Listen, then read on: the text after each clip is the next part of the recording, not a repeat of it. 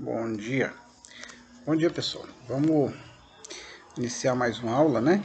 A gente falou muito aí nesse pós-guerra, no sentido da Guerra Fria, né? No sentido dos organismos multilaterais, né?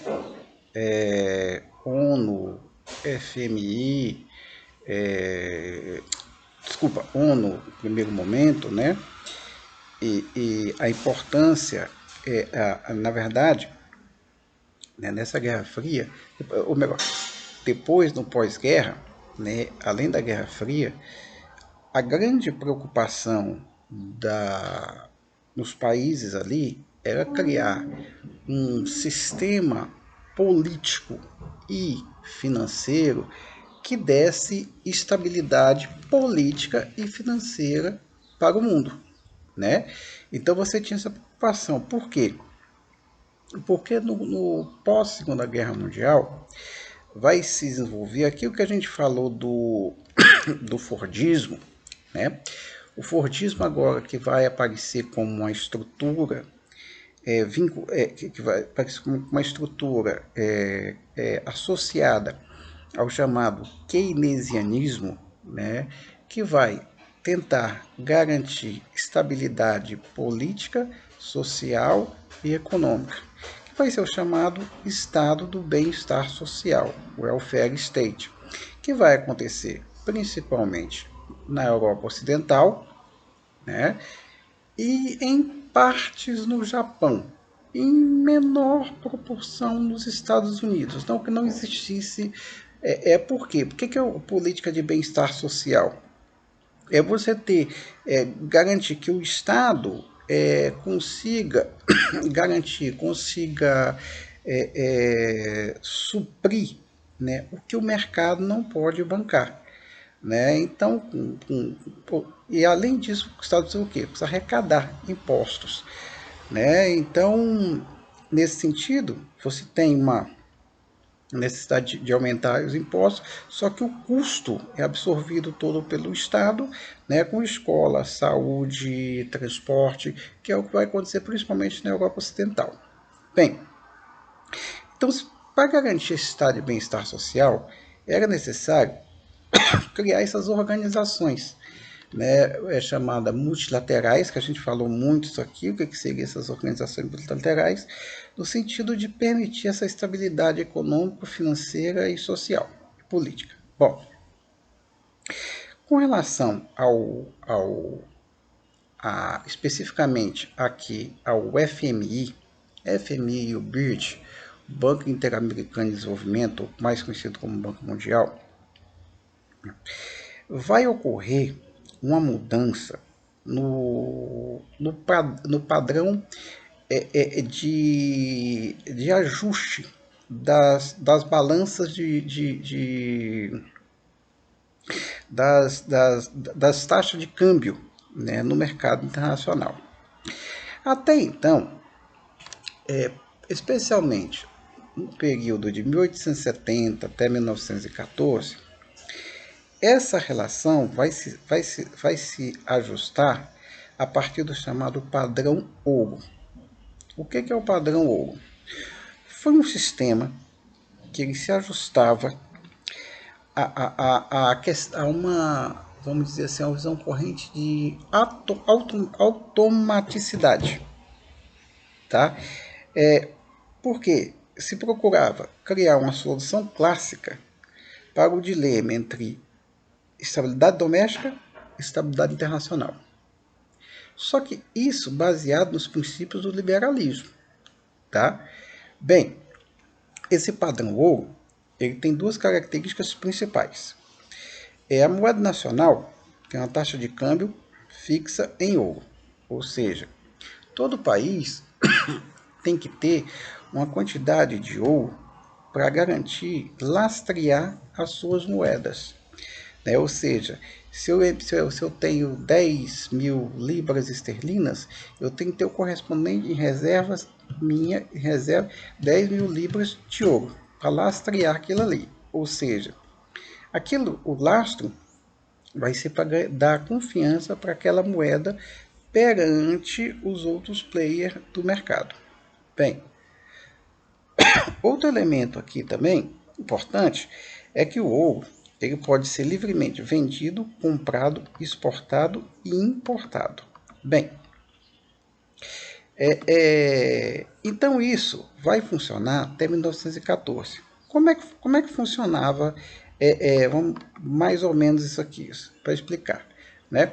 Da seguinte forma, eu tenho dois países, país A e país B. O país A compra, importa mais do que exporta do país B. Bem, então se eu estou importando mais do que eu exporto, né? Eu vou fazer o quê? Se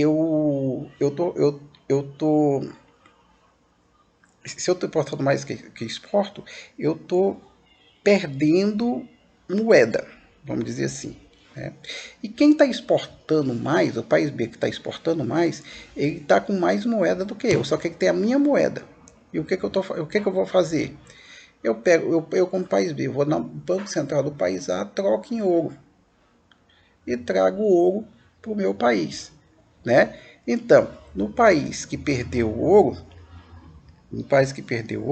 a oferta monetária cai. No país que aumentou as reservas de ouro, a oferta monetária aumenta. Então é mais ou menos assim. Não é tão simples assim, mas como vocês vão estudar ainda economia monetária, vocês vão ver essa questão, então não quero entrar aqui na seara de outra disciplina. Bem, aqui existe uma interferência do governo, mas só que porque ele não tem um ajuste automático, né? Ele opera com uma certa defasagem de tempo, né? Então, você tem uma pressão com a defasagem de tempo, essa pressão deflacionária, inflacionária, né, pode contribuir para apressar ou diminuir a ação estabilizadora. Porque a preocupação é a seguinte: eu tenho que garantir, como eu falei, estabilidade doméstica com estabilidade externa, né? Estabilidade interna com externa, né? E só que ela e o pilar desse padrão ou como instrução dada historicamente é que esses países tinham que jogar de acordo com as chamadas regras do jogo, ou seja, com as regras do mercado. Os governos tinham muito pouco capacidade de interferência, mesmo que era a política liberal que dominava, né? Então, eu tenho pressões para subordinar a política monetária a outros objetivos que não a estabilidade da moeda, não eram características do século XIX. Então, veja bem, como é uma política liberal, hegemônica no mundo, né? Então, não existe uma preocupação no século XIX de outros objetivos da política monetária, a não ser a questão da estabilidade da moeda.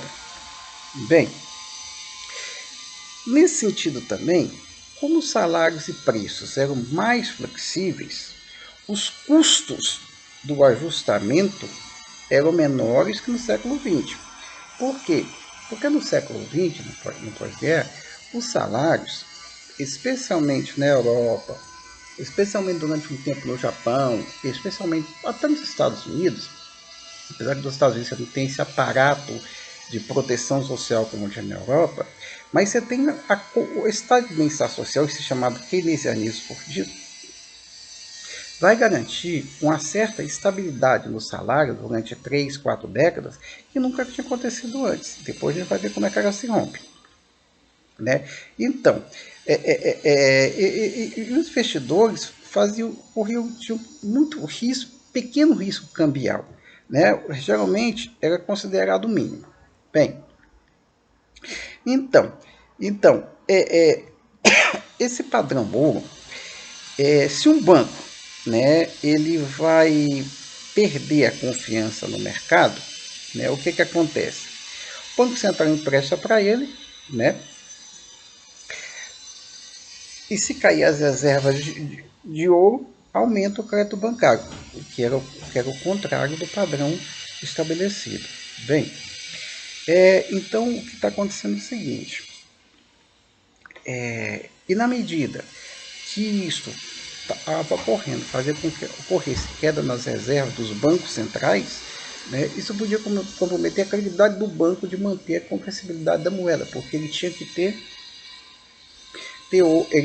os bancos não podiam aumentar o crédito sem também ter uma reserva, tem que ter um lastro de ouro, ou seja, confiança, porque a moeda tem a ver com confiança. Vocês vão estudar mais economia monetária, mas a moeda tem a ver com confiança, é o lastro, né? A confiança é o lastro, ela se baseia em alguma coisa para poder ela existir no mercado.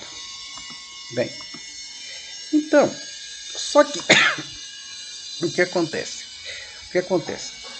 No período entre guerras, até 1914 funcionou bem. No período entre guerras, né, o que acontece?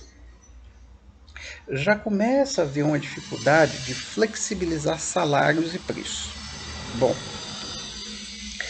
os governos, nesse período entre guerras, já tinham grande dificuldade de se isolar de pressões para estimular emprego e crescimento, fazendo que o novo regime não tivesse credibilidade. Bem, quando surgia problema no sistema, os fluxos de capital no século XIX foram estabilizadores, ou seja, no século XIX, e a gente viu a questão da própria, as chamadas industrializações retardatárias, por que os fluxos de capital estabilizadores? Porque eles estavam saindo de um canto e onde não tinha capital, você estava circulando capital no mundo, você estava estimulando a produção de capital no mundo, né? Então, então a crise, só que no século XIX, o que aconteceu? Quando você tinha muito, só que chegou um momento que esses fluxos de capital que poderiam transformar uma crise limitada, né, ela vai acabar se transformando em uma grande crise, que é o que aconteceu com a crise de 1929, que sepultou definitivamente o padrão ouro. Lembra que a gente falou sobre o Japão, os Estados Unidos, né? O que está acontecendo agora? Você tem economias que se tornam credores, a Europa vai se tornar devedora, né? Então, o fluxo de capital no século XIX, que ia servir para estabilizar o sistema, né? Esse fluxo agora ele vai em sentido contrário, ele vai no sentido de não de estabilizar, mas de diminuir a instabilidade, no caso da Europa. Por isso que aconteceu a crise de 1929. Né? O que foi a crise de 1929? Você tem uma crise de superprodução, não de mercado burguês, desculpe, mas crise de produção de capital, superprodução de capital, né, que vai fazer com que grande parte desse fluxo de capital que existia nos Estados espalhado pelo mundo começassem a fluir de volta para eliminar as perdas que estavam acontecendo. E como você não tinha ouro suficiente, você não tinha quantidade de ouro suficiente para garantir isso aí, acabou entrando em colapso. Bem, diante disso, começou-se a pensar numa alternativa, a partir das ideias do Keynes. Em 1944, né, você tem 45 países, 45, 46 países, né, que vão se discutir no sentido de reformar a ordem econômica internacional, em especial o sistema financeiro. Bem, lembrando que neste período os Estados Unidos, né, acumulavam grande superávit com relação ao resto do mundo. Né, eles vão acumular grandes superávit com relação ao resto do mundo. Né? E como eles têm grandes superávit com relação ao resto do mundo, eles precisavam desovar esse superávit de capital, gente, que aparecia em forma de dólar. Bem, só ter uma ideia, né? em, em 1947, entre 1940 e 49, né, o saldo em bilhões dos Estados Unidos se torna um saldo negativo de mais ou menos 4 bilhões de dólares. 1982 e 1994 passa para 96 bilhões. Aí tem um saldo positivo de 4 bilhões para 1982, 96 bilhões. Depois a gente vai entender o porquê. Vamos falar sobre a crise. Bem, Bretton Woods. Bretton Woods vai se preocupar com duas coisas. Bretton Woods vai tentar resolver o conflito entre autonomia doméstica e estabilidade internacional, dentro de uma nova estrutura do mundo agora, né? Que não mais é uma política liberal mais, né? É uma política não é mais uma política de salários totalmente flexíveis, né? Na Europa não se mexe em salário, porque o estado do bem-estar social, né, baseado nos princípios do Fordismo, keynesianismo, né, os sindicatos vão fazer acordos na reconstrução, né, no sentido de garantir que não haja perda de poder de compra, porque mesmo os Estados Unidos estavam preocupados com o avanço soviético. Então, precisavam fazer esses acordos. Bem, então, esse sistema de Bretton Woods ele previa autonomia para políticas nacionais, taxas de câmbio fixas e conversibilidade monetária limitada. Não era igual antigamente, que ouro você podia comprar, vender à vontade. Chegava um momento que não tinha ouro para todo mundo, né? Então você tem limites, né? Bem, e aqui então começa a existir um controle de movimento de capital. Você tem um controle de movimento de capital que não existia no século XIX, né? Então, por quê? Por exemplo, um país não podia ter política macroeconômica independente e absorver moeda sem que isso afetasse sua taxa de câmbio, né? Bom, e agora, né? Essa taxa de câmbio agora não vai ser lastrada no ouro, mas vai ser lastrada no dólar, tá? Porque os americanos têm superávit, né? Então, o Keynes dizia o seguinte, que esse acordo, o Keynes falava o seguinte, esse acordo é que todos os governos têm direito explícito de controlar o movimento de capital,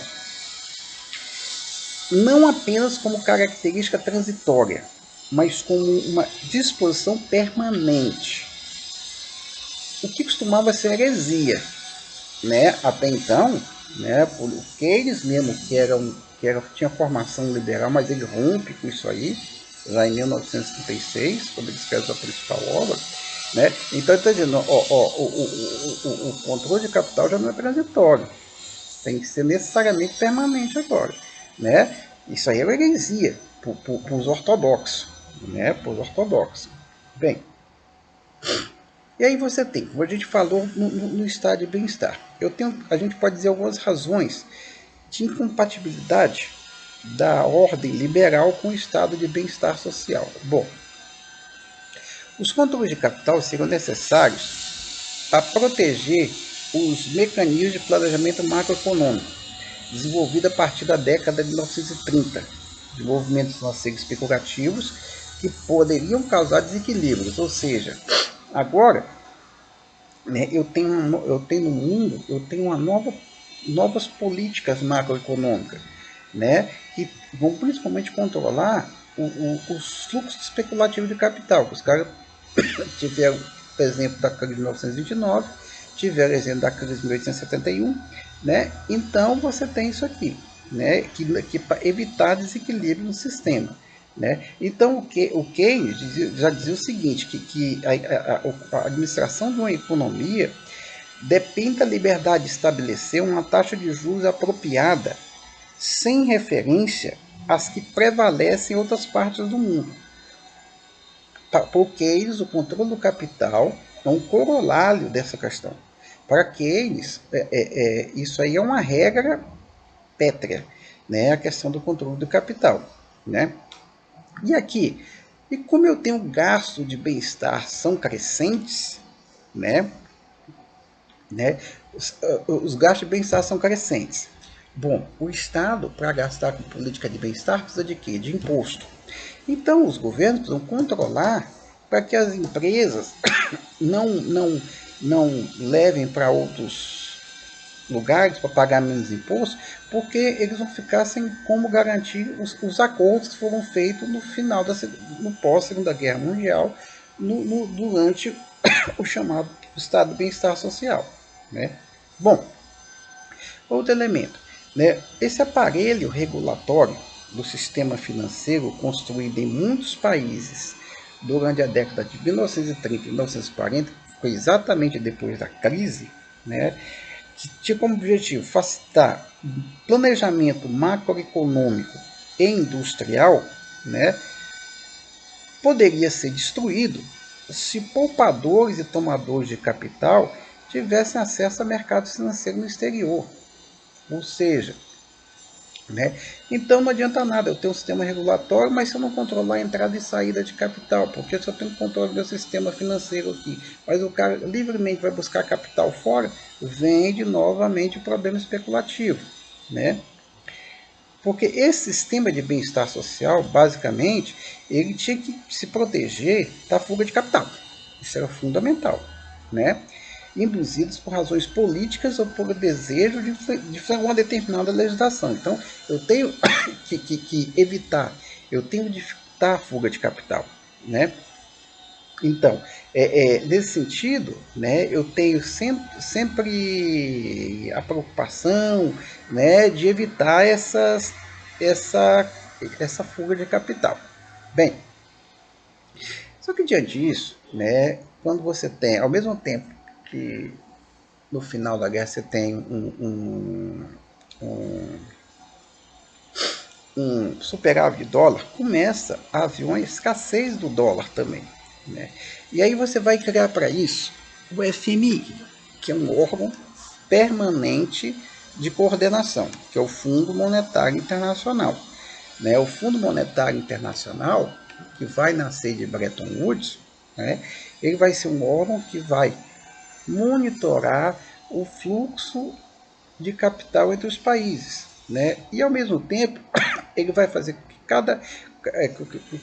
como é um fundo que os países possam recorrer a esse fundo, né? Cada país entrou com quantidade X nesse fundo, possam recorrer a esse fundo para poder sair das suas possíveis dificuldades financeiras. Bem, né? Esse sistema, né, vai ser aprovado pelo fundo, vai ser o sistema de valor de par, né? Ou seja, as taxas de câmbio sempre vão estar pareadas uma com a outra, né? Bom, e aqui, os países que vendem e compram ouro, agora é só os Estados Unidos, né, no mercado nacional, vão estabelecer a taxa de câmbio na mesma faixa de variação, né? Então aqui, ó, exceto por um arranjo de um ajuste de 10% mais ou menos, né? Que o fundo aprovasse um país, pô, esse país vai estar em desequilíbrio fundamental, aí o fundo vai ajudar aquele país, né? Então o Fundo Monetário, ele vai ser um organismo que vai ajudar, né, aos países a sair dessa dificuldade, né? Então, depois dessa transição do ouro para o dólar, né, seria uma transição. Os países fariam as moedas. Ele teria as moedas antigamente baseadas só em ouro. Os déficits das balanças de pagamentos em ouro, ou seja, em ouro ou em dólar, mas gradativamente se transferindo tudo para dólar, né? Os países que tivessem déficit recebiam ajuda de acordo com suas cotas. Bom, então o Brasil, sei lá, entrou com uma cota de, sei lá, de $1.000. Tá? Então ele teria $1.000 daquela cota dele para ajudar ele em caso de problema dele. Só que ele não financiaria fuga de capital. né? E no final, assim, eu quero, Brasil, eu quero pegar esse dinheiro e aplicar na Europa, aplicar no... Não, o FMI não aceitava isso. Depois a gente vai ver como é que muda isso depois na década de 1980, porque você vai gerar uma série de crises, né?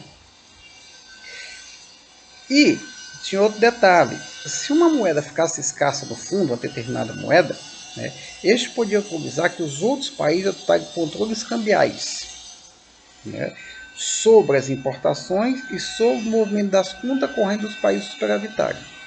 Então, na verdade, isso aqui sempre vai beneficiar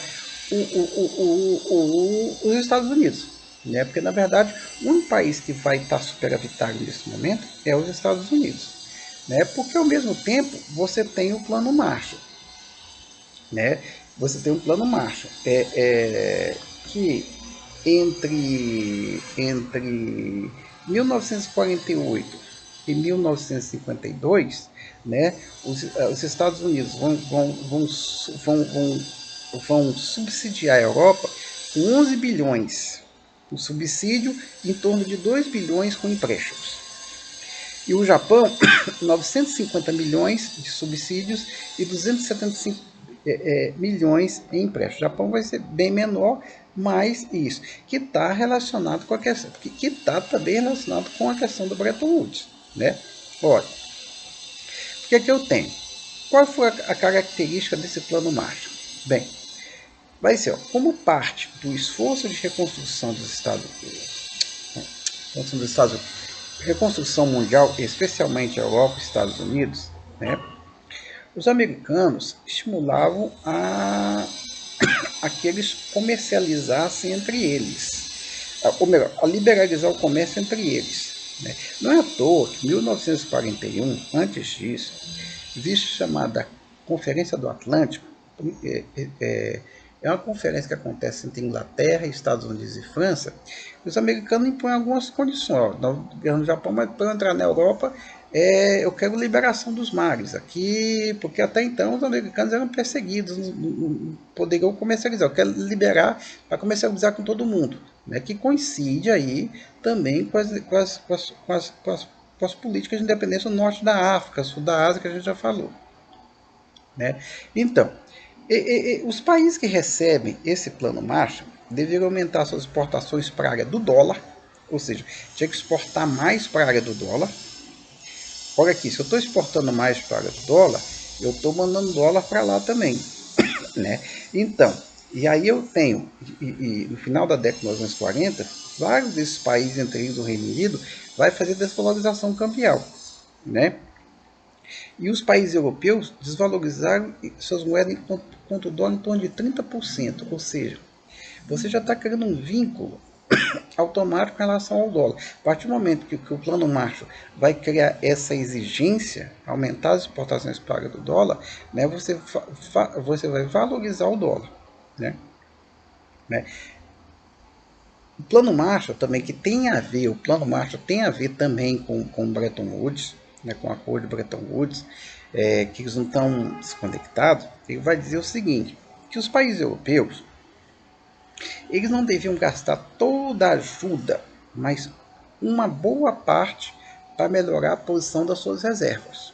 Bem, se eles estão exportando mais para a área do dólar, se está entrando mais dólar, as reservas agora são em quê? Em dólar. Começa a explicar, né, o porquê agora a conversibilidade agora das taxas de câmbio, né, vai ser o padrão dólar-ouro. Não é só o padrão ouro, mas que gradativamente vai saindo do ouro e o dólar vai assumindo um papel preponderante, né? Então, e nisso aqui o seguinte, e o plano Marshall também, cada país eu tinha um funcionário americano, norte-americano, né, que participaria do estabelecimento dessas políticas aqui, né,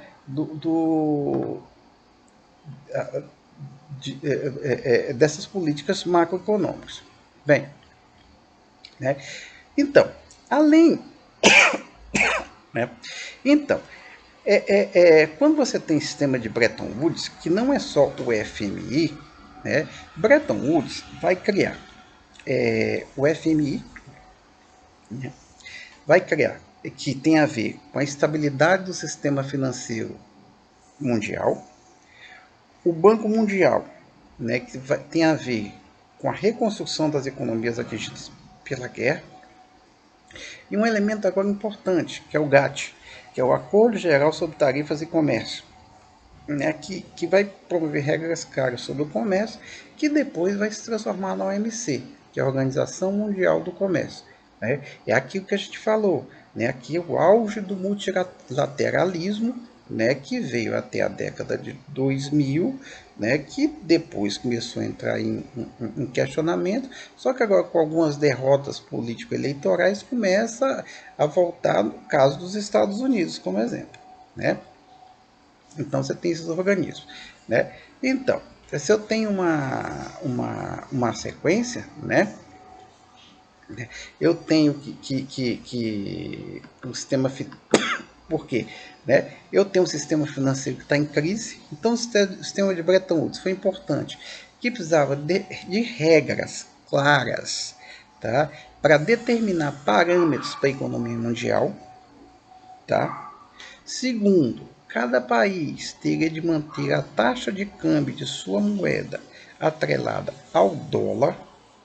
Tá? Então, não é à toa porque o plano Marshall vai fazer isso, aumenta as exportações pagas do dólar, tá? E o plano Marshall vai exigir também, como eu falei, que se que não se gaste tudo a ajuda, mas que se acumule reservas também, né? Aqui, importante que eu falei, criação de instituições multilaterais, né, que seria um novo sistema financeiro, né? Então, e os objetivos de Bretton Woods seria, primeiro, promover a cooperação internacional por meio de instituições monetárias, facilitar a expansão do comércio, tá? Implementar a estabilidade comercial, desculpe, implementar a estabilidade cambial, né? Né? Aí eu tenho, né? Eu tenho toda essa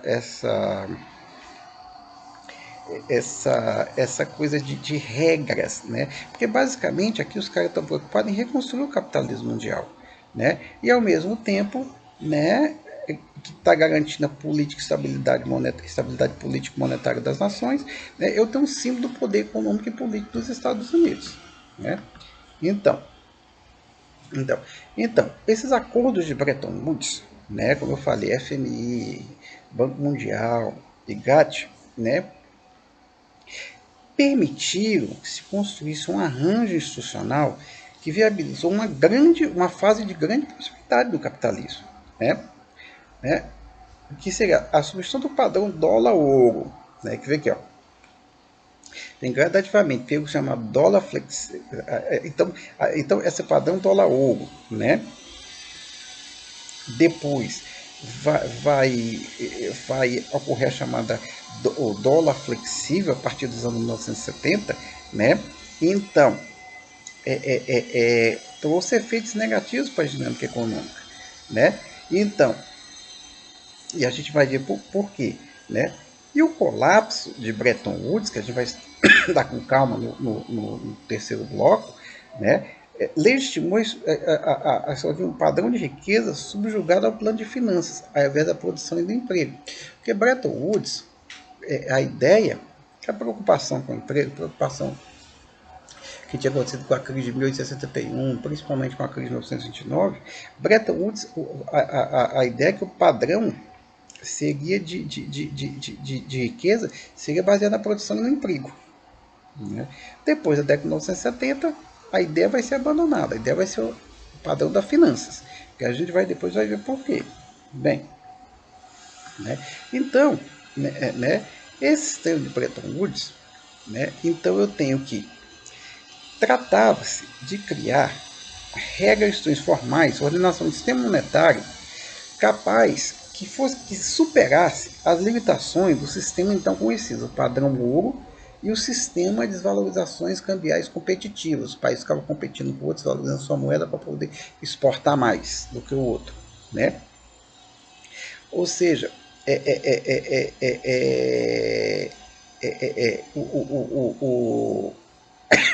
especialmente esse plano chamado de Plano Keynes, né? Ele vai fazer o seguinte: criar uma Câmara de Compensações Internacionais, que é uma espécie de Banco Central Mundial, vamos dizer assim, né? Ou seja, Banco Central dos bancos centrais, né? Que ele vai ter um posse de grande volume de recursos, né? Um enorme volume de recursos, né? E centralizando o sistema de pagamentos em âmbito global, o sistema de pagamentos em âmbito global, né? Teria a função de corrigir os desequilíbrios dos balanços de pagamento dos países de forma ordenada. O que está falando? Contemplando devedores e credores. Então, né, Bretton Woods, eu estou corrigindo os desequilíbrios do balanço de pagamento, que eu tenho que ao mesmo tempo contemporizar, ao mesmo tempo tem que beneficiar credores e devedores, né? Bom, e para isso, a ideia seria criar um dinheiro mundial, né, conversível em ouro sob a paridade fixa, no caso dólar. Porém reajustável, que seria para a liquidação das posições entre os bancos centrais. O dólar seria isso. As transações internacionais seriam em moedas nacionais. Guardariam paridades com aquele banco central dos bancos centrais, né? Ou seja, esse plano Keynes também, ele rejeitava a estruturação de um padrão monetário baseado em moedas nacionais. Ou seja, você tinha que ter uma moeda internacional, no caso o dólar, né? Pareada também com o ouro, né? E, ao mesmo tempo, você tem o plano White, que é que estabelecia o ouro como instrumento de reserva em regime de paridades cambiais fixas. Então, você tem gradativamente você tinha um padrão ouro, agora você criou uma moeda internacional, o padrão ouro, que cada moeda nacional teria um lastro em ouro. Agora não, você teria uma moeda só, no caso o dólar, que seria lastreada no ouro da qual todas as outras moedas se baseariam nela. Entendeu? Porque é padrão dólar-ouro, né? Acho que entendeu o porquê, né? Então, nesse sentido, como os Estados Unidos é o único país superavitário, né, e nesse momento os Estados Unidos respondiam por 2/3 das reservas mundiais de ouro, né, os Estados Unidos seriam o único capaz de sustentar esse regime de convertibilidade. Seria a única moeda capaz de garantir esse regime de convertibilidade, né? Então, nesse sentido, o dólar passa a desenvolver essa função de moeda central, né? Institucionalizando o chamado padrão ouro dólar, né? Consolidando a hegemonia financeira estadunidense, né? No âmbito monetário internacional. Então ficou claro, né? Então, como os Estados Unidos têm superávit, e como 2/3 da reserva de ouro está, os americanos têm posse, têm domínio, 2/3 das reservas de ouro, né, é a única moeda que seria capaz de assumir essa conversibilidade com o ouro, com outras moedas, seria o dólar, né? Então, Bretton Woods, então, ele institucionalizou a hegemonia do zero no campo dos Estados Unidos, no campo monetário internacional, né? Sendo o ouro como ativo de reserva e o dólar como moeda de paridade entre as outras moedas, por isso dólar-ouro, né? A partir da aceitação do dólar como referência internacional, né, a gestão monetária financeira mundial passa a estar sujeita aos interesses da política estadunidense, né? Então acabou sendo uma forma dos Estados Unidos que foi como eles saem privilegiados da Segunda Guerra, né, por todas essas condições objetivas, né, vai fazer com que eles se tornem mesmo essa potência hegemônica aqui. Né? Um dos elementos vai explicar isso aqui. Né? Bom, então, é, é, é, é, e por isso, né, o que está acontecendo? Né, o que está acontecendo? Cada vez mais as assimetrias nos Estados Unidos e Inglaterra estão aumentando. Né? É, é, é, você tem um padrão monetário, né, agora capaz de garantir pleno emprego, né, livre dos constrangimentos impostos pelo padrão ouro. Né? Por quê? Agora, porque livre do constrangimento do padrão ouro? Porque aqui eu não preciso mais ter ouro. Né? Não preciso mais ter ouro. Né? Se eu quero ter reserva, é só exportar para os Estados Unidos. Eu vou ter ouro, eu vou ter dólar. O dólar reserva. A minha reserva, eu posso. A minha paridade com as outras moedas é a partir do dólar. Tá? E o dólar é mais fácil, até de você transportar, série de coisas. Então só quem vai ter ouro, só quem vai se preocupar com esse laço de ouro é os Estados Unidos. Né? Então, e além de tudo, né, eu tenho no âmbito regional surgem organizações com a OEA, né? Né? E aí eu venho, bom, então o Bretton Woods vai entrar no que ele vai chamar de um papel que as instituições internacionais vão, ou seja, que o multilateralismo vai exercer, né, como o multilateralismo vai ser importante para esse boom de crescimento econômico entre 1945 e 1970. Né? Vai ser importante para entender isso aqui, né? Essa coisa do multilateralismo, que vai ser questionado agora. Aí a gente começa a entender por que tem gente que questiona, né? Como o próprio Trump. Né? E agora o Joseph Biden dizer, não, nós vamos voltar ao OMS, vamos voltar ao Acordo de Paris, vamos voltar a série do multilateralismo, né? Que vai ser importante, ou seja, resgatar esses movimentos, né? Resgatar esses movimentos que foram, de certa forma, tentados abandonar, principalmente na segunda metade da década, aqui da década de 10 agora, de 2010, de 2010, né? Então, Bretton Woods vai ser um marco na história da humanidade, né? Porque ela vai criar, vão ser né? Três instituições que vão garantir estabilidade e vão garantir políticas de estímulo ao desenvolvimento econômico, né? Estabilidade monetária com o FMI, controle de capital, política de desenvolvimento humano, desenvolvimento econômico com o Banco Mundial e regras claras para o comércio mundial, que é o GATT, que depois vai se transformar na chamada Organização Mundial do Comércio. Bem, gente, e nós fizemos essa segunda aula, né? Nós fizemos essa segunda aula aqui, então nós vamos agora vocês façam essa leitura, né? É importante, né? Tem um material aí sobre Bretton Woods, eu deixei um texto aí. Eu estou um slide aqui terminando de organizar direitinho, que eu vou colocar para vocês também, tá bom? E hoje ainda, né? Eu quero colocar ainda as avaliações, tá bom? Muito obrigado, gente. Boa semana e até a próxima.